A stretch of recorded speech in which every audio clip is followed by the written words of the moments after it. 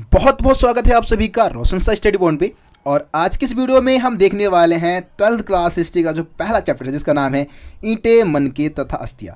इस चैप्टर के हम 50 एमसीक्यू क्वेश्चंस देखेंगे। ठीक है, ये जो एमसीक्यू क्वेश्चन है वो सभी बोर्ड के लिए भाई इंपॉर्टेंट रहने वाला है। चाहे आप यूपी बोर्ड से है, आप बिहार बोर्ड से, आप सीबीएसई बोर्ड के स्टूडेंट है या फिर दूसरे स्टेट बोर्ड के स्टूडेंट्स है, भाई सभी के लिए एमसीक्यू क्वेश्चन मोस्ट इंपॉर्टेंट रहने वाला है। और मैंने लिख भी क्या दिया है कि भाई इससे बाहर कुछ नहीं आएगा, क्योंकि 50 एमसीक्यू तो करेंगे ही करेंगे, साथ ही साथ इस एमसीक्यू के आसपास की जो चीज़ें हैं वो भी मैं आप लोगों को बताता हुआ चलूँगा। तो इससे बाहर कुछ नहीं आने वाला भाई। आप ये 50 एमसीक्यू कर लो, इस वीडियो को बस आप लास्ट तक देख लो, आप सभी एमसीक्यू क्वेश्चन का आंसर करने के लिए आप बिल्कुल उसके काबिल हो जाओगे। ठीक है, अब देखो मैं आपको पहले बता देता हूँ, इस चैप्टर की वीडियो की अगर मैं बात करूँ 5 पार्ट में पूरे चैप्टर को समझा रखा है एनिमेशन के थ्रू।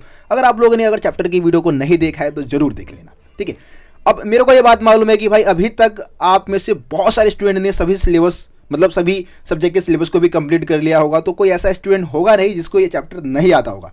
तो मैं क्या करने वाला हूँ, अगर इसमें 50 एमसीक्यू क्वेश्चन है ना भैया, तो 50 में से कम 5 से लेके 7 एमसीक्यू क्वेश्चन का आंसर आप लोगों से मैं कमेंट में मांगने वाला हूँ। ठीक है, 5 से 7 एमसीक्यू क्वेश्चन का आंसर आप कमेंट में बताएंगे ज़रूर। अब जिस भी स्टूडेंट का सभी क्वेश्चन का आंसर सही होगा उसके कमेंट को मैं कर दूंगा पिन, है ना। अब मान लो बाई चांस किसी स्टूडेंट को आंसर नहीं पता है जो मैंने कमेंट में मांगा है, तो वो क्या कर सकता है, कमेंट में जाएगा, जो पिन किया हुआ जो कमेंट होगा उसको देख के कम से कम उस क्वेश्चन को भी वो सॉल्व कर सकता है। ठीक है, तो आप लोग भाई कमेंट में जो भी क्वेश्चन का आंसर मैं आपसे कमेंट में मांगूंगा आप जरूर बताना।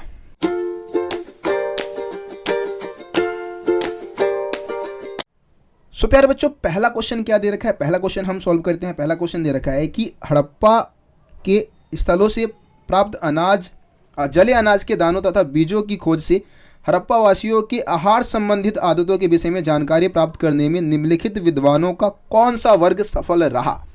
मतलब कि आपको पता है कि हड़प्पा सभ्यता के जो निवासी थे वो कई प्रकार के अनाज का इस्तेमाल भी भोजन के लिए करते थे, है ना। और जले हुए अनाज के दानों के साक्ष्य से हमें ये बात पता चलता है, लेकिन वो कौन से विद्वान है जिन्होंने वहाँ के लोगों के अनाज के दानों के बारे में जानकारी जुटाया, वहाँ के लोग किन चीज़ों का इस्तेमाल करते थे, कौन से अनाज का इस्तेमाल करते थे खाने के लिए, उसके बारे में कौन से विद्वानों ने जानकारी दी।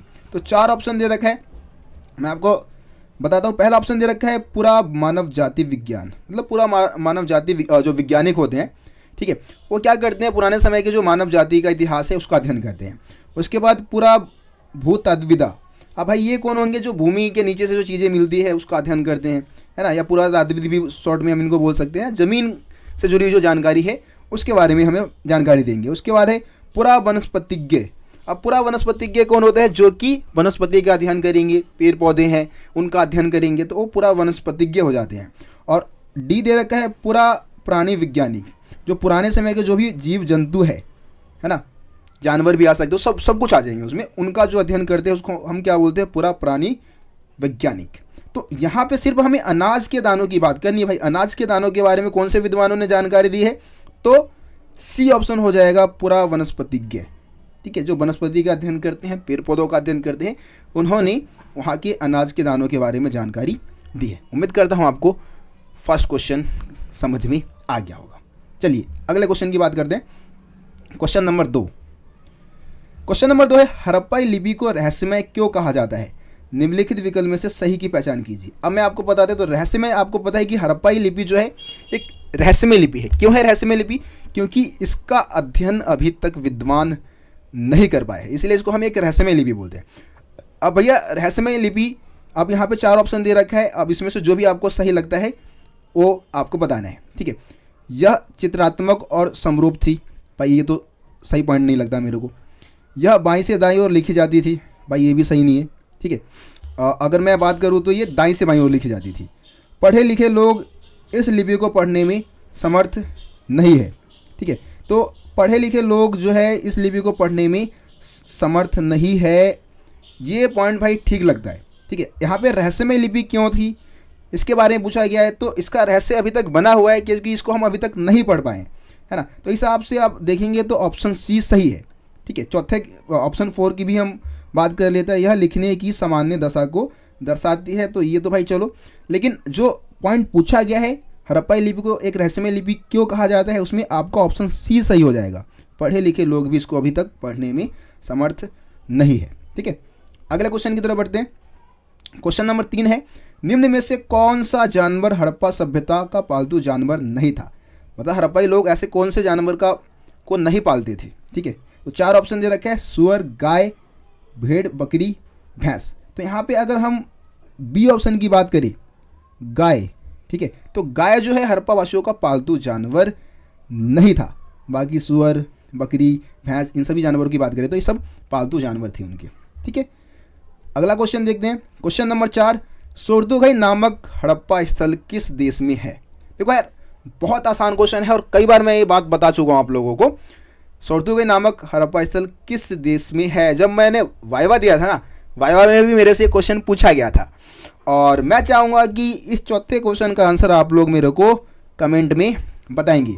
फिर से मैं आपको बोल रहा हूँ, अगर आपको नहीं मालूम है तो आप कमेंट बॉक्स को भी चेक करेंगे एक बार, वहाँ पे मैं पिन कर दूंगा। जिसका भी सारे क्वेश्चन का आंसर सही होगा उसके कमेंट को मैं पिन करने वाला हूँ। ठीक है, तो वहाँ से भी आप अगर चाहे तो इस क्वेश्चन के आंसर को चेक कर सकते हैं। ठीक है, चलिए अगले क्वेश्चन की बात करते हैं।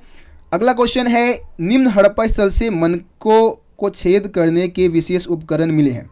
अब मनके में छेद करने के लिए जिन उपकरणों का इस्तेमाल किया जाता था वो किस हड़प्पा स्थल से पाया गया है। तो ऑप्शन ए है Lothal, option B Chanhudaro, option C है धौलावीरा और ऑप्शन डी उपरोक्त सभी। तो देखिए, ये तीनों ऐसे जगह है जहाँ से मनकों में छेद करने के उपकरण पाए गए हैं, यानी कि उपरोक्त सभी हमारा आंसर जो होगा सही होगा। लोथल की बात करिए आपको पता है गुजरात में है, चन्होदरो की बात करिए पाकिस्तान में पड़ जाता है, धौलावीरा की बात करें तो ये भी जो है वो गुजरात राज्य में है हमारा। ठीक है, तो ये आपका हो गया 5वां क्वेश्चन। अगले क्वेश्चन की तरफ चलते हैं। छठा क्वेश्चन है, हड़प्पावासी सोना कहाँ से प्राप्त करते थे। भैया सोना कहाँ से मंगाते थे हड़प्पावासी। छोटा नागपुर पठार से, हिमालय क्षेत्र से, दक्षिण भारत से या फिर मध्य भारत से। देखो, भारत में सोने की खदानों के लिए दक्षिण भारत काफ़ी फेमस रहा। खास करके कर्नाटक का जो एरिया है, सोनगिरी नामक एक जगह है, आपको पता है, वो काफ़ी ज़्यादा फेमस रहा। तो यहाँ पे अगर हम आंसर बताएंगे तो दक्षिण भारत हमारा सही आंसर हो जाएगा। सोना कहाँ से मंगाते थे हड़प्पावासी, दक्षिण भारत से मंगाते थे। चलिए अगला क्वेश्चन, 7वां क्वेश्चन आ गया। 7वां क्वेश्चन है, हड़प्पावासियों के लिए कौन सा स्थल तांबे का स्रोत था। अब तांबा कहाँ से मंगाते थे। ठीक है, तो यहाँ पे ऑप्शन दे रखा है। मैं आपको एक चीज़ और साफ कर देना चाहूँगा कि तांबा वैसे ओमान से भी मंगाते थे, लेकिन अगर ऐसा पूछा जाता है कि भारत से बाहर किस स्थान से तांबा मंगाते थे तो ओमान बताएंगे। लेकिन सीधा अगर बता दिया कि भाई तांबा कहाँ से मंगाते थे, तो वहाँ पे अगर आपको खेतरी अंचल दिख जाएगा, खेतरी नामक जगह दिख जाएगा, तो ये तो इंपॉर्टेंट रहेगा ही रहेगा। साथ ही साथ अगर ओमान दे रखा है तो भाई ओमान से भी मंगाते थे, ये बात हमें मालूम है। ठीक है, लेकिन यहाँ पे अगर हम ऑप्शन पढ़ें तो यहाँ पे ओमान कहीं नहीं दे रखा है, लेकिन खेतरी जरूर दे रखा है। ठीक है, तो खेतरी राजस्थान में जो जगह है वहाँ से मंगाते थे तांबा। ठीक है, चलिए अगला क्वेश्चन आ गया, हड़प्पाई लिपि में चिन्हों की संख्या कितनी थी। ठीक है, चिन्हों की संख्या तो भाई बहुत सारे बच्चों को मालूम होगा इस क्वेश्चन का आंसर, और बहुत आसान है। तो मैं चाहता हूँ कि आसान क्वेश्चन का आंसर आप लोगों से कमेंट में ही मांग लूँ। ठीक है, तो अब देखो बहुत सारे बच्चे बोलेंगे कि भैया आप ज़्यादातर क्वेश्चन का आंसर कमेंट में ही मांग रहे हो। देखो 50 में से मैं 5 या 6 क्वेश्चन का ही आंसर बस कमेंट में मंगवाने वाला हूँ, और मेरे को लगता है कि ये बहुत आसान क्वेश्चन है और लगभग सभी स्टूडेंट को इस क्वेश्चन का आंसर मालूम होगा। तो आप सभी कमेंट में बताएंगे कि भाई हड़प्पाई लिपि में चिन्हों की संख्या कितनी थी। अब ये कमेंट में आंसर मंगाने के पीछे मेन पर्पस क्या है। वैसे मैं तो भाई सारे क्वेश्चन का आंसर बता दूंगा, लेकिन कमेंट में आप आंसर बताएंगे तो कम से कम आपका इस वीडियो में इंटरेस्ट जगेगा, और आप जब पार्टिसिपेट करते हैं किसी चीज़ में तो आपको मज़ा आने लग जाता है ना। अब ऐसे होगा कि भाई मैं बताता जाऊँगा, आप बस देखते जाओगे, कोई मज़ा नहीं आ रहा भाई, तो ऐसे यार मज़ा नहीं आएगा ना, फ़ायदा नहीं है फिर ऐसे। तो इसीलिए मैं चाहता हूँ कि आप कमेंट में कम से कम अपने हाथ को भी चलाएं, बस सुने ना, अपने हाथ को भी चलाएं थोड़ा, और अपने दिमाग को भी चलाएं, तो ज़्यादा अच्छा रहेगा। ठीक है, चलिए तो 8वें क्वेश्चन का आंसर भी आप लोग कमेंट में बताएंगे। चलिए आगे बढ़ते हैं। क्वेश्चन नंबर 9 है, हड़प्पा सभ्यता के बाटों का आकार कैसा था। तो देखिए, हड़प्पा सभ्यता की अगर मैं बाट की बात करूँ तो बाट जो थे वो चट नामक पत्थर से बनाए जाते थे और किसी भी निशान से रहित एक घनाकार होते थे। ठीक है, आकार कैसा था इसका, घनाकार था, तो इसका आप ऑप्शन बी लगा देंगे, घनाकार। अब हम अगले क्वेश्चन की तरफ बढ़ते हैं। अगला क्वेश्चन नंबर 10 आ चुका है, हड़प्पा सभ्यता के बाटों के ऊपरी मानदंड निम्न प्रणाली का अनुसरण करते थे। तो तो देखो बाढ़ के दो हिस्से हैं, ऊपरी भाग है और निचला भाग। तो यहाँ पे पूछा गया कि ऊपरी भाग की क्या विशेषता थी, ये त्रि आधारित थे, द्वि आधारित थे, दशमलव प्रणाली का अनुसरण करते थे या अष्टक प्रणाली। तो देखिए मैं अगर हड़प्पाई बाटों की ऊपरी मानदंड की बात करूँ तो दशमलव प्रणाली का अनुसरण करते थे। दशमलव प्रणाली यानी कि 10, 100 है ना, 1000, 10,000 ऐसी संख्याएं लिखी हुई थी। जो निचला भाग था वो द्वि आधारित था, जो जहाँ पे 2 से कटने वाली जो संख्याएं थी वो लिखी हुई थी। तो यहाँ पे आपका ऑप्शन सी क्या हो जाएगा, सही हो जाएगा, दशमलव प्रणाली का अनुसरण करती थी ऊपरी मानदंड। ठीक है, क्वेश्चन नंबर 11 आ चुका है, हड़प्पा सभ्यता का पूरा स्थल नहीं है। अब यहाँ पे 3 हड़प्पाई पूरा स्थल दिए गए हैं इस क्वेश्चन में, इसमें से कौन सा हड़प्पाई पूरा स्थल नहीं है। तो देखिए यहाँ पे बनावली, धौलावीरा और कालीबंगन ये 3 लोकेशन दिए गए हैं और ये तीनों ही हड़प्पाई पूरा स्थल है। तो यहाँ पे ऑप्शन डी आपका क्या हो जाएगा, इनमें से कोई नहीं, है ना, ये सही उत्तर हो जाएगा, क्योंकि यहाँ पे पूछा गया है कि हड़प्पा सभ्यता का पूरा स्थल नहीं है, तो भाई ये तीनों ही पूरा स्थल है ना। तो डी ऑप्शन आपका यहाँ पे क्या हो जाएगा, सही हो जाएगा। चलिए क्वेश्चन नंबर 12 देख लेते हैं। क्वेश्चन नंबर 12 है, सिंधु घाटी में एक नवीन सभ्यता की खोज की घोषणा की गई। मतलब सिंधु घाटी में नवीन सभ्यता की जो खोज की घोषणा जो है पूरी दुनिया के सामने कब की गई, इसके बारे में इस क्वेश्चन में आपको बताना है। तो देखो बहुत सारे बच्चे ना अब इस ऑप्शन को देखेंगे, 1924 दे रखा है, 1902 दे रखा है, 1928 दे रखा है, 1920 दे रखा है, और बहुत सारे बच्चों ने ये पढ़ा है कि भैया ये तो 1921 में हुआ था यार, हड़प्पा सभ्यता की खोज तो भाई 1921 में हुई थी, है ना, दयाराम साहनी ने की थी। लेकिन यहाँ पे समझने वाली बात क्या है, खोज की घोषणा करना अलग बात है और खोज करना अलग बात है। मैंने किसी चीज़ को खोज लिया है लेकिन मैंने लोगों को बताया नहीं उसके बारे में, ठीक है। तो यहाँ पे घोषणा कब की गई है ये पूछा गया है, तो ये हुआ था 1924 में, ठीक है। सिंधु घाटी में नवीन सभ्यता की खोज की घोषणा 1924 में की गई थी। लेकिन अगर आपसे एक सिंपल क्वेश्चन पूछा जाता है कि सिंधु घाटी सभ्यता की खोज कब हुई या हड़प्पा सभ्यता की खोज कब हुई, तब तो आप 1921 डेट बताएंगे। लेकिन पूरी दुनिया के सामने खोज की घोषणा कब की गई या इसकी खोज की घोषणा कब की गई, अनाउंसमेंट कब की गई, तब आप 24 लगाएंगे। जॉन मार्शल के नेतृत्व में हुई थी, है ना। चलिए आगे बढ़ते हैं अगले क्वेश्चन की तरफ। 13 क्वेश्चन नंबर है, निम्न में से किसकी पूजा हड़प्पा सभ्यता में नहीं होती थी। तो कौन से ऐसे देवता है जिनकी पूजा भाई हड़प्पावासी नहीं करते थे। इंद्र है, आर्ध शिव है, प्रकृति की पूजा या फिर मातृदेवी। तो यहाँ पे आप नीचे के तीनों देखेंगे, ये 3 तो भाई आर्ध शिव, इसकी जो शिव की पूजा करते थे वो आपको पता है। पॉलिस मतलब हमें मोहरें मिली हैं जिसपे आलथी पालथी मारे हुए एक भव्य व्यक्ति को दिखाया गया है ना, शिव के ही रूप माने जाते हैं। प्रकृति की पूजा भी करते थे, मातृदेवी जो कि आभूषणों से लदी हुई पाई गई है तो उसकी भी पूजा करते थे। लेकिन जो इंद्र है, इंद्र की पूजा हड़प्पावासी नहीं करते थे। इंद्र आपको पता है ना, देवताओं के राजा है इंद्र, बारिश जो वर्षा होती है, बादलों के देवता है हमारे इंद्र, है ना, इनकी पूजा नहीं करते थे हड़प्पावासी। तो ऑप्शन ए आपका हो जाएगा सही।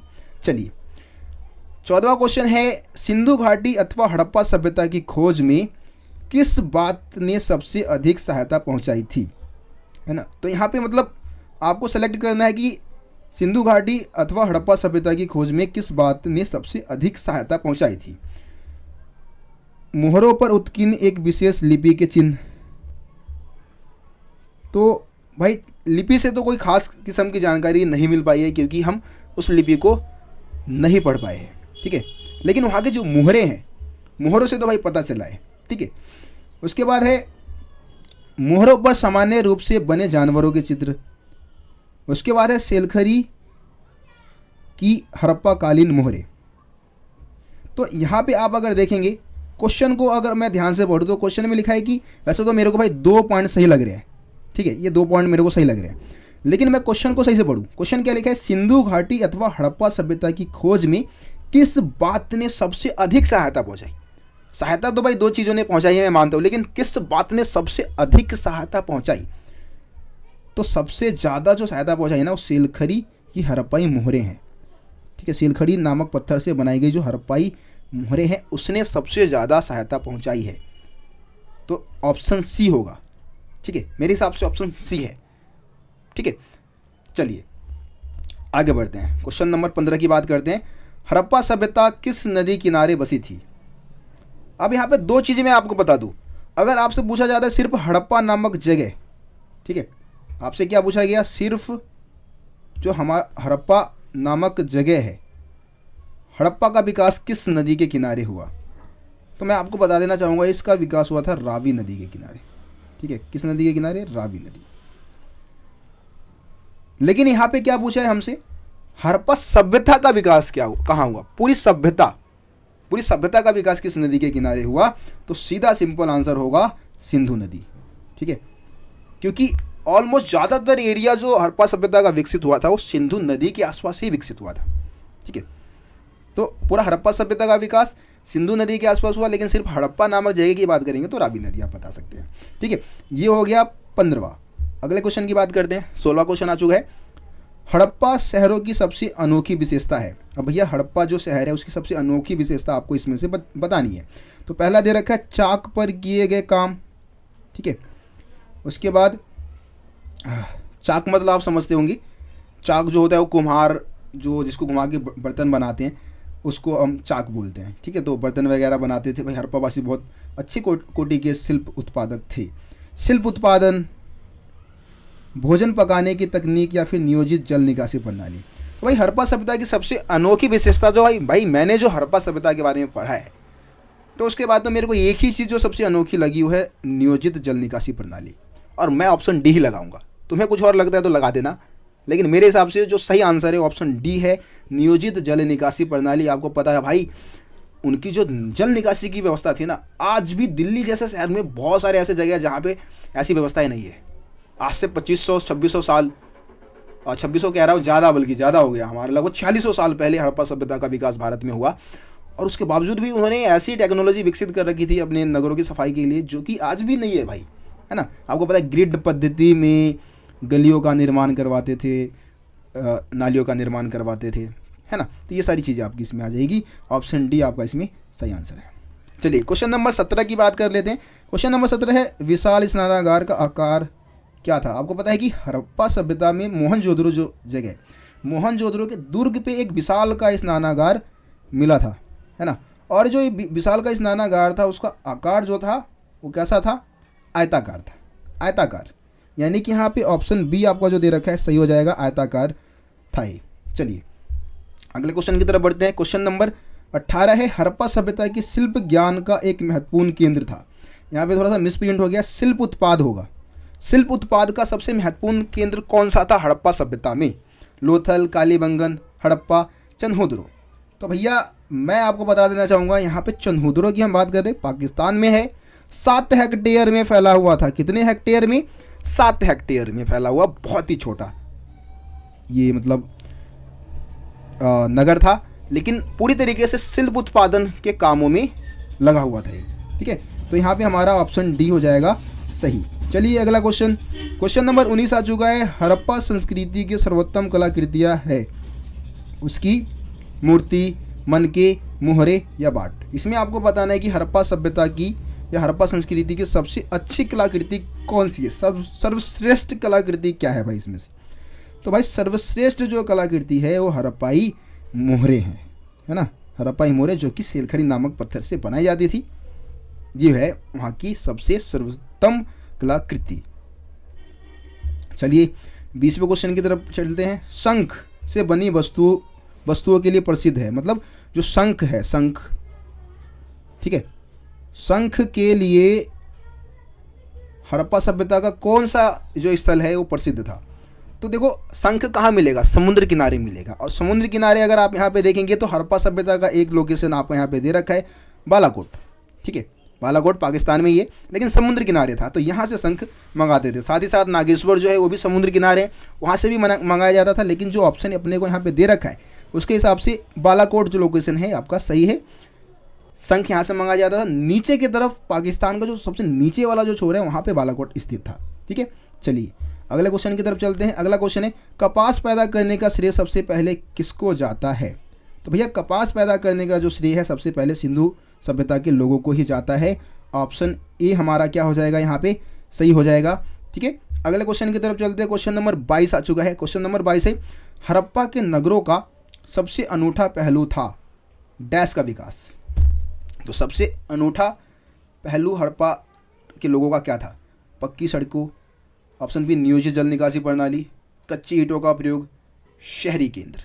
ठीक है, तो 22वां क्वेश्चन है और इस क्वेश्चन बहुत मतलब इससे पहले भी मैं इस क्वेश्चन का इसी वीडियो में इस क्वेश्चन का आंसर मैं करवा चुका हूँ, ठीक है। और अब कमेंट में पूछ रहा हूँ, देखते हैं कितने बच्चे इस क्वेश्चन का आंसर सही कमेंट करते हैं। चलिए अगले क्वेश्चन की तरफ चलते हैं। क्वेश्चन नंबर 23, हड़प्पा सभ्यता के बाटों का आकार था, मतलब डैश था। तो हड़प्पा सभ्यता के बाटों का आकार कैसा था भाई, ये भी पहले हम कर चुके हैं, ठीक है। तो हड़प्पा सभ्यता के जो बाट थे वो कैसे थे, घनाकार थे। अगला क्वेश्चन, भूमि खंड के आवासीय मलबों को डैश कहा जाता है। जो भूमि के नीचे से जो आवासीय मलबे मिलते हैं, है ना, उसको क्या कहा जाता है? सिलखड़ी कहा जाता है, चट कहा जाता है, टीला कहा जाता है, जिप्सम कहा जाता है। तो भूमि खंडर मतलब भूमि खंडर के आवासीय मलबे जो होते हैं, जो आवासीय मलबे अपने को मिलते हैं, उनको कहा जाता है टीला, ठीक है। अब टीले की खासियत क्या होगी कि जितना नीचे का हिस्सा होगा टीले का वो उतना पुराना होगा, और टीले का जो ऊपर का एरिया होगा वो क्या होगा, नया होगा, ठीक है। ये है, वीडियो में मैंने बहुत अच्छे से समझा रखा है टीले के बारे में, तो वीडियो को आप लोगों ने देखा होगा तो आपको मालूम है ये चीज़। चलिए अगला क्वेश्चन देखते हैं। हड़प्पा सभ्यता की मोहरें डैश पत्थर की बनी थी। तो हड़प्पा सभ्यता की जो मोहरें थी वो सिलखड़ी नामक पत्थर से बनाई जाती थी, ठीक है। आगे बढ़ते हैं। क्वेश्चन नंबर 26, हड़प्पा स्थल भागों में परिवहन का साधन संभवतः डैश थी। मतलब स्थल भागों में यानी कि जो ज़मीन से जो हम परिवहन करते हैं, जो यात्राएं करते हैं, उसके लिए प्राचीन समय में यानी कि हड़प्पा समय काल में कौन सी जो व्यवस्था थी या कौन सा ऐसा साधन था जो कि सबसे महत्वपूर्ण साधन था? तो यहाँ पे ऊँट है, घोड़ा है, बैलगाड़ी है, हाथी है। तो बैलगाड़ी जो है वो परिवहन का सबसे बढ़िया साधन था, ठीक है। ऑप्शन सी हमारे यहाँ पे क्या हो जाएगा, सही हो जाएगा। 27वां क्वेश्चन देखते हैं। 27वां क्वेश्चन है, हड़प्पा सभ्यता का काल निर्धारण डैश ईसा पूर्व से डैश ईसा पूर्व माना जाता है। बहुत सारे बच्चों को भाई इस क्वेश्चन का आंसर मालूम होगा, कोई बात नहीं, मैं बता देता हूँ। इस क्वेश्चन का आंसर है 2600 ईसा पूर्व से लेके 1900 ईसा पूर्व। ये हड़प्पा सभ्यता का समय काल है, तो इसमें आपको समय काल ही लिखना था। यहाँ पे आपको 2600 ईसा पूर्व लिखना है और यहाँ पे आपको 1900 ईसा पूर्व लिखना है ना। ये हमारा इस क्वेश्चन का आंसर हो जाएगा।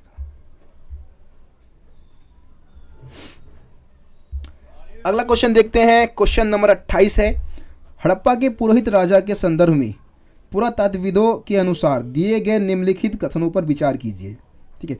अब यहाँ पे 4 ऑप्शन दिए गए हैं, ठीक है।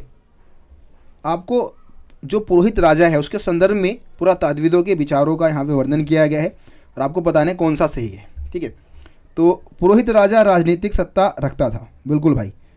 आपको पता है कि हड़प्पा सभ्यता से हमें एक पुरोहित राजा की मूर्ति भी मिली है, तो वो राजनीतिक सत्ता में भाई हिस्सा रखता ही होगा, जाहिर सी बात है। उसके बाद है वह मेसोपोटामिया के इतिहास से संबंधित वह मेसोपोटामिया के इतिहास से संबंधित था, ऐसा कुछ पॉइंट होगा ये। तो बिल्कुल ये थोड़ा बहुत मतलब मेसोपोटामिया के इतिहास से जुड़ा हुआ है, क्योंकि वहाँ पे भी राजाओं का शासन हुआ करता था। एक मिनट। अगला है वह हड़प्पा के धर्म से संबंधित था। बिल्कुल, इसको पुरोहित राजा इसलिए कहा गया क्योंकि वो हो सकता है कि भाई पुरोहित मतलब जो पूजा पाठ करवाने में योगदान देते हैं, है ना, और राजा भी लगा दिया है तो धर्म से भी जुड़ा रहा होगा। ये तीनों भाई मेरे को सही लग रहे हैं। उसका सत्तावादी विधान हड़प्पा के पतन के कारणों में से एक हो सकता है। मतलब उसके जो सत्तावादी विधान यानी कि जो उसने नियम बनाया होगा उसकी वजह से हड़प्पा सभ्यता का पतन हुआ होगा। तो ये मेरे को भाई सही नहीं लगता। वैसे इस क्वेश्चन में थोड़ा सा मिस प्रिंट हो चुका है। इसमें हमें ना 3 आंसर जो है, 3 ऑप्शन जो है वो सही है, बाकी हमारा जो चौथा है वो गलत है। तो यहाँ पे आपका फर्स्ट, सेकंड और थर्ड क्या है, सही है। तो इस हिसाब से ऑप्शन बनना चाहिए था, 4 ऑप्शन बनना चाहिए था, वो बना नहीं है, उसके लिए माफ़ी चाहूँगा मैं। लेकिन यहाँ पे हमारे 3 पॉइंट क्या है इसमें सही है, ठीक है। चलिए अगले क्वेश्चन की तरफ बढ़ते हैं। क्वेश्चन नंबर हमारा 29 है। हाँ बिल्कुल, जैसे इसमें दे रखा है ना, जिस तरीके से इस क्वेश्चन में ऑप्शन दे रखा है ऐसा ही ऑप्शन आपका 28वें में भी होना चाहिए था, लेकिन नहीं है, उसके लिए मैं माफ़ी चाहता हूँ। लेकिन मैंने आपको आंसर बता दिया है, ठीक है। चलिए अब इसको हम पढ़ते हैं। क्या है, हड़प्पा की भरण पोषण नीतियों के संदर्भ में निम्नलिखित कथनों में से कौन सा सही है? मतलब भरण पोषण के लिए, खाने पीने के लिए जो चीज़ों का इस्तेमाल करते थे उसके बारे में कौन सा कथन सही दे रखा है। चलिए पढ़ते हैं। 3 कथन दे रखे हैं। पहला है, पुरातात्विक जले अनाज के दानों तथा बीजों की खोज से आहार संबंधित आदतों के विषय में जानकारी प्राप्त करने में सफल रहे। बिल्कुल भाई, जले हुए अनाज के दानों से, बीजों की खोज से हम वहाँ के आहार संबंधित विषय के बारे में, यानी कि वो क्या खाते थे, किन चीज़ों का खाने के लिए इस्तेमाल करते थे, उसके बारे में हम जानकारी जुटा पाए हैं। ठीक है। दूसरा है, प्राचीन वनस्पति के अध्ययन के विशेषज्ञों ने हड़प्पा स्थलों से अनाज के दाने जैसे मोटे अनाज, जौ आदि पाए हैं। ये भी बिल्कुल सही है भाई। पुरातत्वविदों के अनुसार पशु पाले जाते थे। ये भी बिल्कुल ठीक लग रहा है भाई मेरे को तो, क्योंकि वो सही में पशु पालते थे, मतलब पशुओं को शिकार करके भी प्राप्त करते थे और पशु का पालन भी करते थे, तो ये भी सही होगा। तो इस हिसाब से आप देखेंगे तो सी ऑप्शन है, केवल फर्स्ट, सेकेंड और थर्ड, है ना, तीनों ही सही है। तो आपका सी ऑप्शन इसमें क्या हो जाएगा, आंसर सी सही है हमारा। ठीक है, अगले क्वेश्चन की तरफ चलते हैं। अगला क्वेश्चन है, हड़प्पा वासियों के पतन का कारण माना जाता है। बहुत आसान क्वेश्चन, और हर एक स्टूडेंट को भाई इस क्वेश्चन का आंसर मालूम होगा। हड़प्पा सभ्यता का पतन कैसे हुआ? अत्यधिक बाढ़, वनों की कटाई, जलवायु परिवर्तन, या फिर उपरोक्त सभी। ठीक है, कमेंट में बताएंगे भाई, इस क्वेश्चन का आंसर भी आप लोग कमेंट में बताएंगे।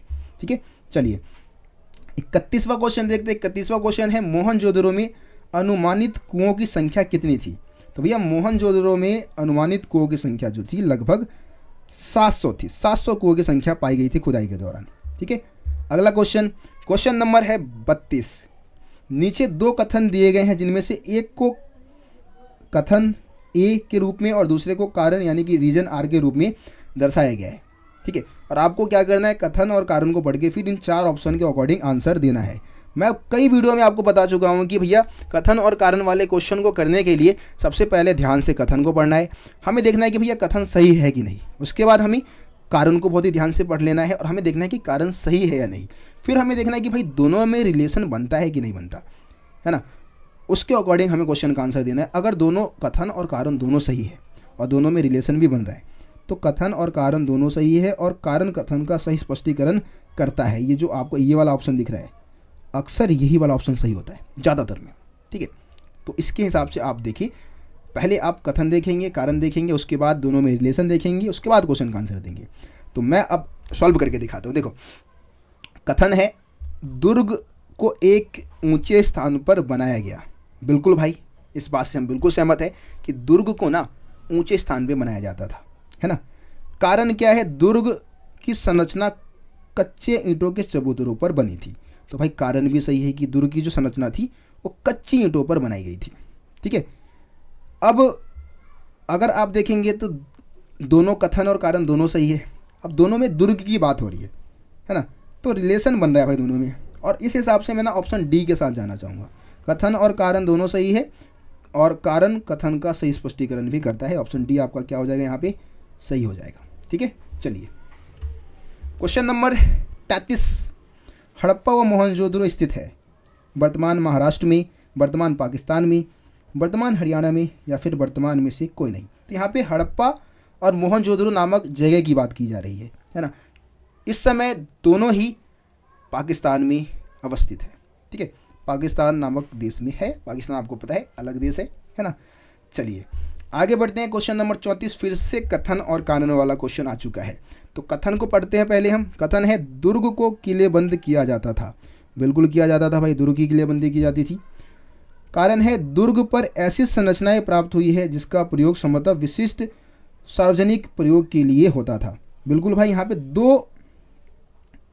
दो ऐसी संरचनाएं मिली है हमारे को, जैसे कि एक तो माल गोदाम और एक सार्वजनिक स्नानागार, है ना, जिसका उपयोग सार्वजनिक प्रयोग के लिए होता था। ठीक है, तो दोनों में वैसे दुर्ग की बात की गई, लेकिन मेरे को ज़्यादा कोई खास रिलेशन दोनों में नज़र आ नहीं रहा है, क्योंकि ऊपर पूरी तरीके से दुर्ग की बात कर दी, उसकी किलेबंदी की बात करी है, नीचे दुर्ग की तो बात करी है लेकिन वहाँ के सार्वजनिक प्रयोग वाली जो चीज़ें हैं उसके बारे में बात की है। ठीक है, तो यहाँ पे जो आप देखेंगे दोनों कथन और कारण दोनों सही है, लेकिन जो कारण है कथन का सही स्पष्टीकरण करती ही प्रतीत नहीं होती है। ठीक है, और वैसे अगर आप इसमें डी ऑप्शन भी लगा देते हैं तो सही हो सकता है, लेकिन मेरे अकॉर्डिंग भाई इसमें आपका ऑप्शन सी, कथन और कारण दोनों सही है लेकिन जो कारण है कथन का सही स्पष्टीकरण नहीं देता है, इस ऑप्शन के साथ मैं जाना चाहूँगा। मेरे हिसाब से अगर आप डी भी लगाते हैं तो डी भी इसमें सही हो सकता है, क्योंकि कई बार क्या होता है कि दो ऑप्शन भी एमसीक्यू में आप देखेंगे कि दो ऑप्शन भी आपके सही हो जाते हैं। ठीक है, चलिए आगे बढ़ते हैं। क्वेश्चन नंबर 35 क्या दे रखा है? हड़प्पा सभ्यता किन किन देशों के साथ व्यापार करती थी? उनका व्यापारिक संबंध किन देशों के साथ था? चीन, कोरिया, जापान, भाई कोई संबंध नहीं इनके साथ। रूस, मंगोलिया, इटली, भैया कोई संबंध ही नहीं है, कोई बात ही नहीं उठता।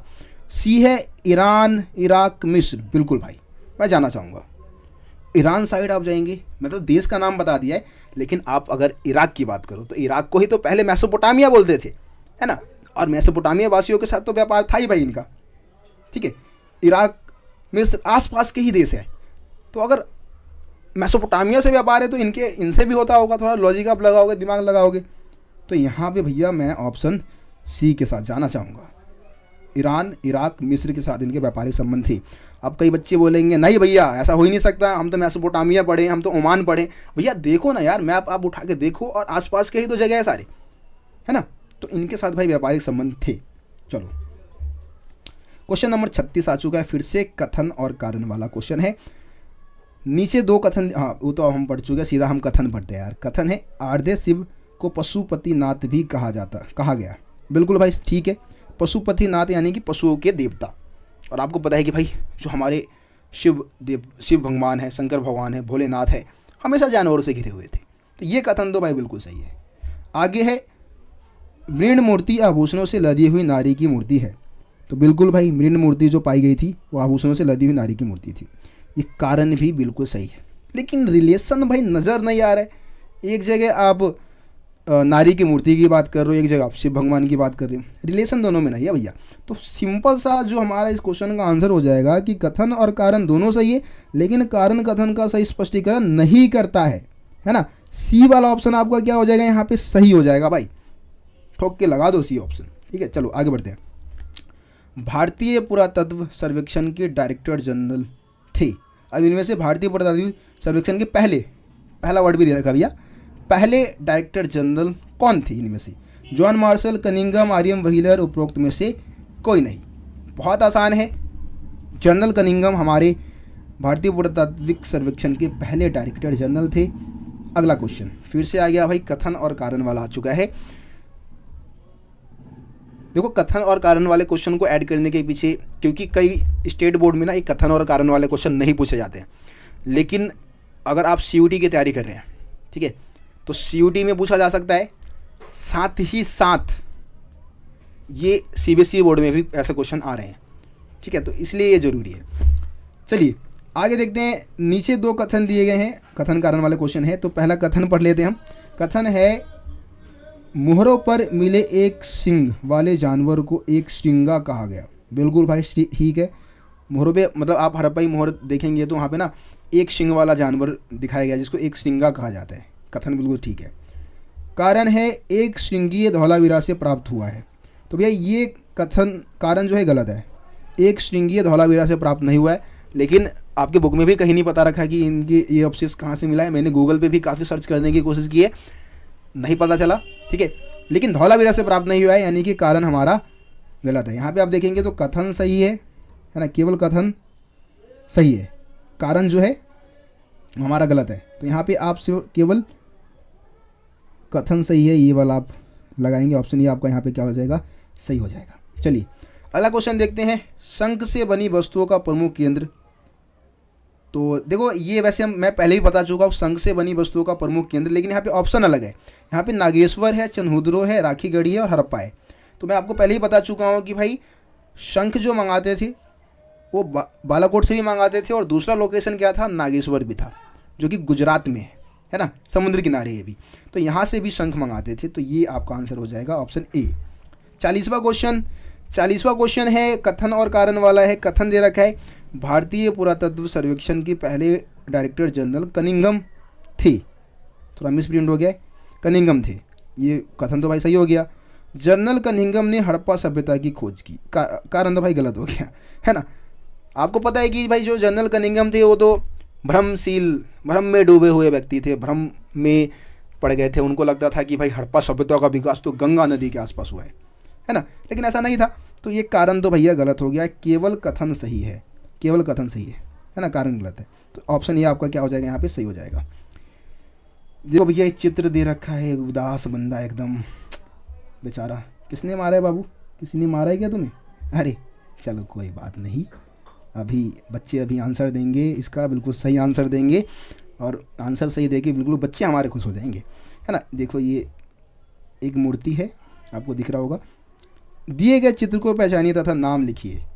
ठीक है, आपके एनसीईआरटी बुक में भी ये चित्र दे रखा है। नहीं मालूम तो एनसीईआरटी बुक को उठाओ और जाके देखो। तो भैया चित्र की पहचान करनी है।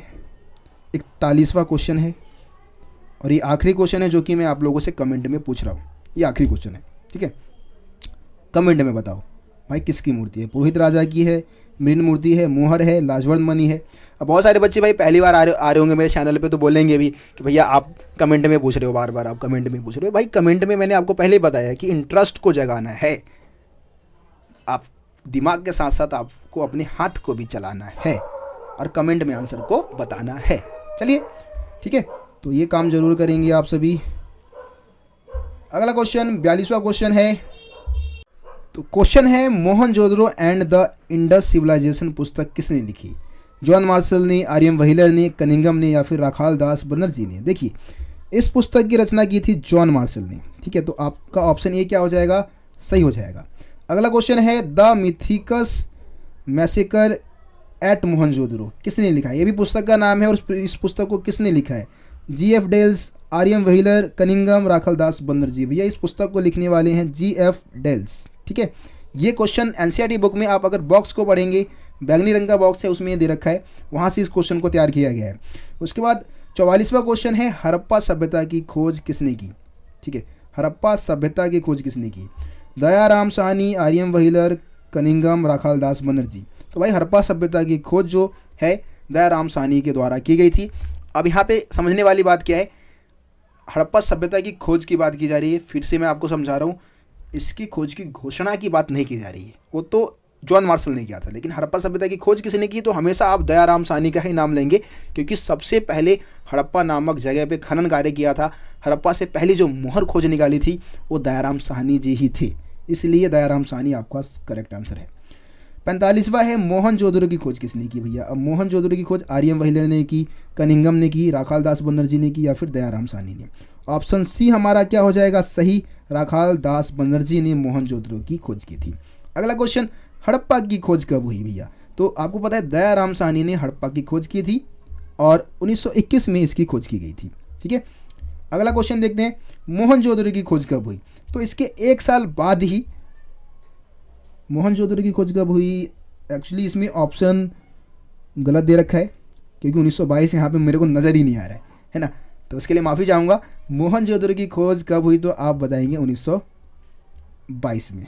ठीक है, 1921 में हड़प्पा की खोज हुई थी, उसके एक साल बाद यानी कि 1922 में मोहनजोदड़ो की खोज की गई थी। चलिए आगे बढ़ते हैं। सबसे लंबा अभिलेख लगभग कितने चिन्हों का है? जो हड़प्पा सभ्यता से जो सबसे लंबा अभिलेख मिला है उसमें कितने चिन्ह थे? यहाँ पे लिपि में, हड़प्पा लिपि में कितने चिन्ह है ये नहीं पूछा गया, बल्कि सबसे लंबे अभिलेख में कितने चिन्ह थे। तो सबसे लंबे अभिलेख में टोटल 26 चिन्ह थे। ठीक है, तो ये ऑप्शन आपका क्या हो जाएगा, सही हो जाएगा। अगला क्वेश्चन है, भारतीय पुरातात्विक सर्वेक्षण के डायरेक्टर जनरल जॉन मार्शल ने पूरे विश्व के समक्ष सिंधु घाटी में एक नवीन सभ्यता की खोज की घोषणा कब की? ऊपर भी पहले हम बात कर चुके हैं, आसान क्वेश्चन है। इस क्वेश्चन का हमारा सही आंसर क्या हो जाएगा, 1924। अब 2-3 डेट आपको याद रखना है। हड़प्पा सभ्यता की खोज कब हुई, 1921। ठीक है, हड़प्पा की खोज कब हुई, हड़प्पा नामक जगह की खोज कब हुई, तो भी 1921। ठीक है, मोहनजोदड़ो की खोज कब हुई, तो आप क्या बताएंगे, 1922। पूरी दुनिया के सामने हड़प्पा सभ्यता की खोज की घोषणा कब की गई, 1924। इस तरीके से ये सारे डेट आप जरूर याद रखें। ठीक है, चलिए आखिरी क्वेश्चन 50वां क्वेश्चन है, ओमान का तांबा और हड़प्पा के तांबे में किसके अंश मिले? निकल के, सिलखड़ी के, लाजवर्द मणि के, या फिर जिप्सम के? तो दोनों, जो ओमानी तांबा है और जो हड़प्पाई तांबा है, दोनों में ही अपने को निकल के अंश मिले थे। ठीक है, तो ये ऑप्शन आपका क्या हो जाएगा, सही हो जाएगा। तो भैया ये हमारे 50 MCQ थे जो कि मैंने सॉल्व करवा दिया है, और ये MCQ जो है आपके चैप्टर नंबर 1 ईंटें मन के तथा अस्थियाँ जो हमारा चैप्टर है उसके है। ठीक है, इसी तरीके से पॉलिटिकल साइंस का MCQ लेके आ रहा हूँ, MCQ सीरीज लेके आ रहा हूँ। हिस्ट्री का तो भाई शुरू कर दिया यहाँ से मैंने। ठीक है, साथ ही साथ और दूसरे टीचर्स जो है जो रोशन साई स्टडी पॉइंट पे अब काम करने वाले हैं वो भी अपने अपने सब्जेक्ट के MCQ सीरीज को शुरू करेंगे बहुत जल्दी। बस आप लोगों का भाई प्यार चाहिए, सपोर्ट चाहिए। जिस तरीके से अभी तक आप दिखाए हैं, आप लोगों के लिए लगभग 2, 2.5, 3 महीने हम लगातार जम के मेहनत करने वाले हैं और अब की बार जो 95% का जो हमने टारगेट रखा है उसको जरूर कंप्लीट करेंगे। और बहुत सारे स्टूडेंट जो कि रोशन साई स्टडी पॉइंट से जुड़े हुए हैं वो इस टारगेट को पूरा करेंगे। ठीक है, मिल के करेंगे। मिलते फिर अब आप लोगों से अगली वीडियो में, तब तक के लिए जय हिंद, जय भारत। आप सभी अपना ख्याल रखें।